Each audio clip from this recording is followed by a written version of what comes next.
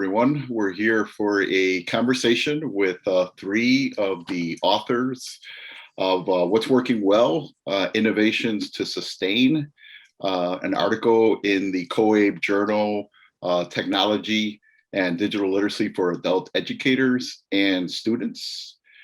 My name is Michael Matos. I guess I currently still am, the content expert for this particular COABE journal, also the technology chair for COABE and their Region 3 representative. And I'm very happy to be here, and I will be speaking with Rachel, Nell, and Jeff, three of the authors of this article. So my first question is to please introduce yourselves. So hi, I'm Nell Eckersley, and I work at the Literacy Assistance Center in New York City. I'm also one of the advisors of the Ed Tech Center at World Ed, which is how I came to be part of this article. And I specialize in doing professional development around using instructional technology in adult ed. Thank you. I'll go next. I'm Jeff Goumas. I'm based out of Chicago, and I work at the Ed Tech Center at World Education. And there I am the digital learning lead and also director of the Crowded Learning Initiative. A lot of my work is focused on making resources, particularly open education resources, more available and accessible to instructors and learners. But that's only like half of the puzzle. You can only do so much with those unless you actually know strategically how to leverage and integrate those into instruction. So focus a lot of the professional development work that we do around effective strategies and sustainable strategies, which obviously ties into this article and why we wrote it. Thank you. Hello, everyone. I'm Rachel Riggs. I'm based out of Frederick, Maryland, and I am an ESOL instructional specialist for Frederick Community College. And I also do some consulting work with the Ed Tech Center at World Ed. I specialize mainly in PD around digital literacy, integration, and educational technology. Why did you write this article for the COABE journal? So I'm going to take that question. So I think it was through conversations we had through the Ed Tech Center and other conversations we'd all been having with our colleagues that, you know, during the pandemic times and this pivot to remote instruction, you know, teachers and students and program administrators had all had to really shift their game. And there were a lot of struggles in that, but that there were also things that teachers had found to be really useful, and students were able to access class from a distance. And there were all these good things that came out of it, and we wanted to try and capture that. And we were lucky enough at the 2021 COABE conference to have a strand meeting, digital literacy and technology, let's talk. And at that meeting, we were able to really, you know, meet with people from across the country and find out from them, you know, what had worked, what was worth sustaining, and how could we do it. And so that was a conversation we had, and we were able to gather a lot of that information. Jeff helped us make a really amazing app. And so we wanted to take all of that information and put it into an article to share with the field, because we really feel like it captured so much of what did work and what could be useful going forward. Thank you, Nell. How will adult education practitioners benefit from reading this article? And how will that benefit their learners? All right, so I'll take that one. You know, what we wanted to do as part of this was not only to sort of capture these ideas through the discussions that we had, but also to present them more succinctly. And so we have this article, but as Nell just mentioned earlier, we also, you know, created an app, and the app in and of itself was a sort of strategy, right? To show how very easy it is to sort of gather useful information for students and package it in a way that makes it really accessible to anybody. And so in terms of the takeaways that we want teachers to have, you know, we organized into categories such as orientation and instruction and assessment to help them understand what each of these different sustainable strategies were and sort of where they fit into the compendium of supports and things that we need to do with adult learners.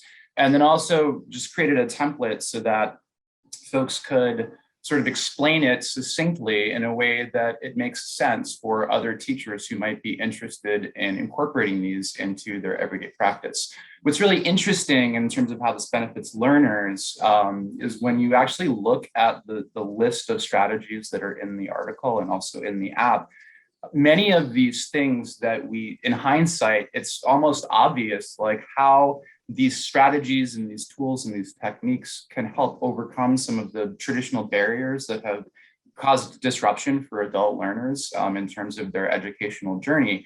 Things like just using Zoom as a tool for having open office hours. We always hear of those classic barriers of transportation and family and work obligations that prevent people from being able to attend in-person classes. And actually, Michael, I think you were part of a conversation I was having with one of the teachers as part of an Illinois Digital Learning Lab cohort that I was working, that Michael's also involved in, where we had a teacher that implemented Zoom office hours, and her takeaway from doing so was that she had always had opened office hours in person on campus at the community college where she taught, and learners rarely accessed that. But when she switched it over to this remote version using Zoom, a technology that we all sort of know how to use now, more students were able to access this. And so our real hope is that teachers will read this article, will think about the different strategies and how they might help that teacher in their context with their learners, and maybe take some of these and incorporate them into their regular practice. The ultimate beneficiary, obviously, being the students who get more flexibility because teachers are using some of these techniques. Great, thank you, Jeff. What do you hope the readers will take away from the article? Well, everything Jeff just said first, but also, I'm like going back to the article's title, Innovations to Sustain. We're hoping that all stakeholders will be able to read through this article and find really practical approaches that are going to work in their context and maybe find new ideas. But even beyond the innovations that are listed in the article, we would hope that they'll take the critical lens that we use during this Strand meeting and apply it to their own practice and the changes that they've made over the last year, and think about what aspects of emergency remote teaching are worth sustaining, and then how they're going to go about making those practices successful in the long run. So, I think the why it works sections and the how to sustain it sections are going to be maybe two questions you want to take into your practice and think, okay, why is this working and how can I keep it going? And then finally, I really hope that readers will take away the same inspiration that I've taken from the article, just seeing how practitioners came together, were creative, did things that were maybe a little frightening or that they weren't sure of, and experimented and found a path to success and to innovation. So I hope that they will sense that innovative spirit that's reflected throughout the entire article and how it impacts everything that we do, from intake and orientation to policy making, and just kind of grab that spirit from the article and run with it. Thank you, Rachel. Do you have any additional comments that you would like to share? Just first and foremost, I mean, the three of us obviously were involved in the article, but just wanted to give credit and thank our co-authors who are also part of our the Strand partners. So from North Star Digital Literacy Assessment and Literacy Minnesota, Tom Cytron-Hysom was helpful in planning and in writing this article. And then from the EdTech Center at World Education, Jen Vanek, Victoria Neff, and Alison Ascher were also involved. So thank you to all of them for their support and pulling together this event, and also writing the follow-up article. And I just want to add that we're so excited that there's a full journal on EdTech, and this is a really great opportunity for everyone to learn so much from each other. So thank you for that. Yes, me too. Very, very excited. Thank you all for joining us. And the article, What's Working Well, Innovations to Sustain, We'll see it in the journal. Thank you.